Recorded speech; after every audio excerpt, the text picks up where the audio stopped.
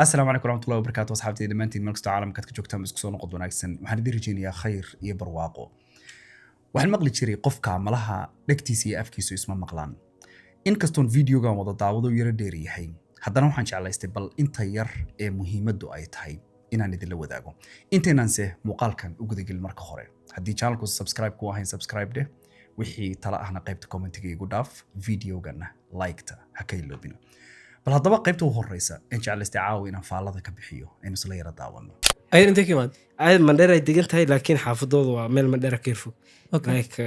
ميلات تولياش عمل اوكي سو مركا أنا مالك مندرة مالك أكسوتي أنتي تو غوستي أن صباح ما دام نيكا اسكول عسل لا دادي أنا سو تكتي قولي هذا شيء اوكي so markii hore waa sheekaysanaysaa markii dambe waxa ogaatay in la qabo waana kulmaysiin waa ula kulmay waa ogaatay in la qabo ma u goysid baadi أنا طبعا حنا إنه والو قواع عمل هدلو قو وأنا قرقشوا نقدر متعامل لمته نيكلا كده متعامل aha نيكلا مش كاسكر okay ما كحدا نيكو استيقال صنهاي لقيا واتها إنا مردو ورقة ديك قات okay سو أنا ذاك جعل ninka intuu jiro markaas والله ملوك مغرى مشيكر لكن هو مغرى مجوجن أنا كل مجير أنت بدل أسألك جنادي مندرة وحنجوجي 2 weeks 2 weeks عمل 5 days عمل أسألك maxaa isku sheegaysiin دي ونشتكى سنة دي قفل ده لسه واحد الشيء بالوينه sheeko leh شيكا وانا شيكا سنجرني سألك جرني ma ku faraxsanay markuu waxaa samaynaysaa دي أنا حمام مسوبيني سوا وش كان سنة ناكتني inaa كذا la shaab xumaan iyo xumaanta ku dhimo maxaa waay صار كنت قلت ليه هذا دي قفت إذا قرع سنة مو أنا لكن أنا واحد جويس أنا ninkeena kaaga sheekaysa wax ana wuxuu jeclaa. qabtay iyo suu yahay أنا كذا مو قل جرم sheekadaas ka wadataa أنا رقم شكيس مو قلني شاكنني إن لوقا ونعبها أوكي. كحنا قاحص okay kadib adigu waa soo baxday أنا ما كسب مالك صوب حي هذه لو برميك بعد وشتك ilaa had sheekadii wadatiin إلا هذا واد لسه هذا الله 4 bilood socotiin أفر بلوطة شطة بيشان شنكوه maxaa isku sheegaysiin hadda meelaha videogan markaan dhagaysanayay aan dareemayay in ay wax isdaba marsan yihiin bay meeshani ka mid tahay marna malihi gabadhu waxa ay samaysay waa caadi maahan ujeedadeedu marna taa waxa ay samaysay waa wax aan wanaagsanayn waa wax xun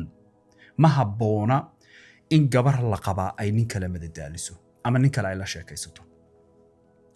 haddaba middan uu tilmaamay ee ah anigu xumaanba ma samaynayn oo xumaanta ku yiri maxay ahayd wiil ama nin ragoo walaalkaaya gabar aad og tahay inuu qabo inaad taqaana shardi maaha waxaad og tahay laakiin in nin Soomaaliyeed ama nin muslim ah oo ashahaata uu gabadha tan qabo inaad la sii sheekaysato ood hadalka u sii yara dabcisaba ma ahayn maalintaad ogaatay in la qabo inaad bartaa xariga ku goysay ahayd hadallada liita ee ragga qaaran ka maqlo ba waxa ka mid ah ninku haddii shaqadiisa uu qabsan waayey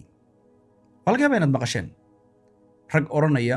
ninka shaqadiisa qabsan waayey waa loo qabanaya oo adiga ku shaqaaleeyay ma hooyada ma aabaha ma qabiilka ka dhalatay yaa ku dirsaday akhlaaq xumo la daboolayo oo la rabo in magac wanaagsan loo sameeyo way akhlaaq xumo ka weyn ma jirto gabar la qabo oo og tahay in ay nin u dhaxdo inaad sii daba socotaba ma aha aan waxaan radaa ragga qaar damiirka xagu idinkaga jira sidiinaba iska daa gabar la qabo waxaan aaminsanahay nin damiir leh ma shukaansan karo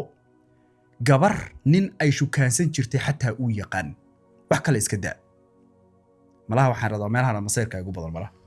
laakiin xaqiiqada runta jirta wax weeyaan marba hadday gabadhu ku tiri waa la iqabaa intaa wixii ka dambeeyay inaad xiriirka jartay ahayd arrintan waxay ka mid tahay waxyaabaha mararka qaar bulshada laga dhex maqlo gabar baa tusaale ahaan ninkeedii iyada mushkiladii dhex taalla qofka ugu sokeeya ee ay tala weydiiso markuu arrinta dhagadegayo si fiican u dhageysto xalkiisa wuxuu ku soo ururiyaa iska fur nin meel kastuu joogay laakiin mid baa ramaanta inaad la wadaago hamoodin haddaad nin tahay iyo haddaad gabar tahayba qofkan aad nolosha la wadaagto ee maanta marka khilaaf uu idin soo kala dhex galay aad meeshaad xallin lahaydeen khilaafkii cabsi iyo baqdin iyo kibir iyo qabka kugu jira darteed aad la carartay ood naftaada xataa u ogolaan weyd inaad waqti siiso ay ku fakarto ku xisaabtanto mushkiladan adiga qofkan idin dhex timidna wax weligeed soo jiray maahane waa wax hadda dhow bilowday inaad qofka intaad geesi iska dhigto si toosa uga wada hadashaan oo dul istaagtaan hamoodin dadka bannaanka jooga dhammaantoodba inaysan sidan oo kale ahayn sida adigu hadda aad u dulqaad daran tahay baa dad badan oo bannaanka jooga oo isleedahay malaha way ka wanaagsan yihiin qofkan bay u dulqaad daran yihiin sida mushkiladan idin hortaalla hadda aad labadiinnu uga kala cararaysaan qof walbaaba qofka kale ugu riixayo marka mid walbaaba uu diidana dee aynu kala tagnada aad ugu gabagabaynaysaan waxaad ogaataan sidaasoo kale ayaad qofkan ku xiga haddii uu xataa qof wanaagsan yahayna oo la dhaqmi doontaa taasaana waxay keeni doontaa maalin walba kan fur kan iska siidaa kan ka tag saasaad isaga daba meeraysan si marka mushkiladda tan labadiinna idin dhex taalla xal looga gaaro waa inaad labadiinnuba marka hore diyaar u noqotaan inaad mushkiladan wada xallisaan labadiinnuba dad wanaagsan baa tihiin labadiinnuba waad wanaagsan tihiin laakiin arrin aan wanaagsanayn baa idin dhex taal halka meel ee ay labada qof adag tahay inay mushkilad dhex taalla isla xalliyaan waa marka labada qof ka mid yihiin qabkiisa iyo kibirkiisa iyo isla weynankiisa iyo sida uu rabo in la yeelo ma ahane aan waxba suurtageli karin markaa arrintu dhan bay u dhici oo labada qof inay kala tagaan bay noqon haddaba bal qaybta ku xigta aynu isla yara daawano adigana ma rabta in la furo ayada ani in la furo ma jecli adina hata inaad guursato martaadi ani in la furo ma jeclino inaad guursato martaadi inaagtaas haddii lasoo furaa ha may waay ma rabadeede sabab naag nin soo marta maro soma ani wiil yar ahay hadda waxaa u shukaysanaysa marka disaste in garoob tahay oo nin soo maray darteeda u rabin mise wax kala jiro fast inaan gabar guursana jecel so fast familigayn xitaa mi ogolaanahayn inaa naa garooba guursana dhah reasonkaaga maxaa waay aad u rabin qoftaas la soo fur inaad guursatid yani just nina kaaga horey garoob mau rabaani ma u sheegtay inaad rabin haddii la soo fura xataa muu sheeg muu sheeg maxaa dhahdaa diyaar waa lagu soo furo diyaar waa iska dhaha oo been oo been mana rabtid haddii lasoo furlaay dee nin may wayse moo sababtay kulkor way u kala maqnaan ayagoo oge walaal reerka dhaq ilaah ka cabsi maxaa u dhibaysa ana mar horan dhayba ninkaa inaa qabtaay ama iska dhaaf shukaansiina ana shukaan halkan midda runta u dhowey waa in uu iska madadaalinayo marar fara badan fiidiyoyadeeda waan hubaa inaad ka maqasheen adduunkan qof dantaada ka shaqaynaya ma jiro qof kastood maanta moodayso inuu dantaada ka shaqaynayo maalinta si dhab ah ay kuu qabsato kuma yaqaan mideeda kale nin caqli xun ma sheegin laakiin nin gabar la qabo shukaansanaya og gabadha tani inay ninkan iska soo furso way dhiirigelinta koobaad ee hadda haysato waxa ay cuskanaysaa waa nin kale kuu jooga kan haddaad ka dhammaato kanaa ku guursanaya isagu waa dhiirigelin marka hadduu nin xisaabtamaya caqli leh uu yahay waxgarada uu yahay nin sharaftiisa ilaashanaya uu yahay wuxuu oran lahaa walaalay fiiri qori iyo qaaci waa laysla tuuraa ani adiga waxba nagama dhexayn karaan xiriirka ani adiga markii hore inaga dhexeeyey waxaan moodayay inaan lagu qabin laakiin maadaama aan ogaaday in lagu qabo waqtigan wixii ka dambeeya dembi bay igu tahay inaan kula sii socdo ma jiro nin raga oo isaga oo og gabadha tan in la qabo xiriir la yeeshay inuu berri marka lasoo furo guursado sababtu maxay tahay waayo wuu ogyahay inaan lagu kalsoonaan karin wuu ogyahay inay macquul tahay berri inay sariirtiisa nin kale keeni karto wuu ogyahay inay berri niman kale shukaansan karto ujeeddada sideedaba gabari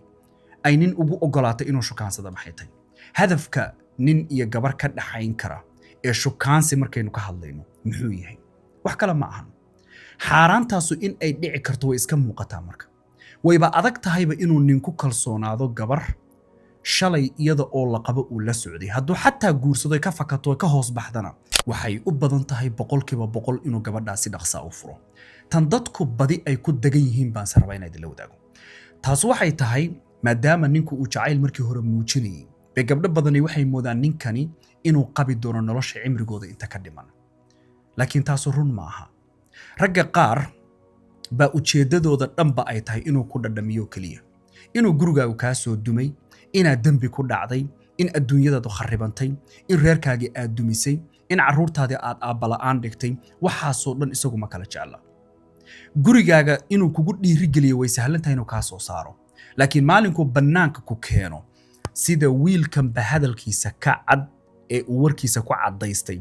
ee ah inuusan barrabinba inuu guursado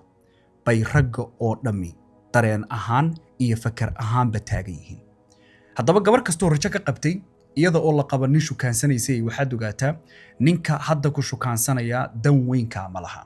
inaadan sharaf lahayn, lagu aamini karin, nolosha aad ka dhacday wuu kuu jeedaa. ha moodin ninkaasoo si kastoo maanta hadiyada kuugu keenayo, si kastoo cagaha kuugu masaajinayo, si kastoo uu kuu leeyahay qof wanaagsan baa tahay, adigu waxyaabaha ay idinku siraan raggu ayay ka mid tahay inuu ninku ku yidhaahdo adoo kale umaba qalantidba kan oo kale, adoo kale yaaba ku heli karaba. ammaantu way sahlan tahay. sababta ammaantu ay kaaga dhaadhacayso oo hadalka ninkan xaaraanta ka ahi uu kuleeyahay uu kuula macaan yahay, kow waa shaytaan. waa marka labaadee qalbigaagu maadaama adiga ninkaaga ood isku xun tihiin waa hadalkaa ma helo inta badan. haddaba midda ugu dambaysay raba hadalkaygina ku gunaanadaa waxay tahay marka gabadhu iimaankeeduna uusan xoogganayn, ilaahayna aysan ka xishoonayn, dembina aysan u aabba yeelayn,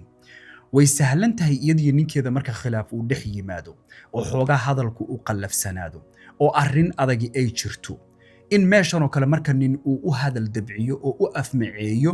in qalbigeedu uu ku qanco, in qalbigeedu wax jacaylamooda uu dareemo, shaydaankuna sii xoojiyo.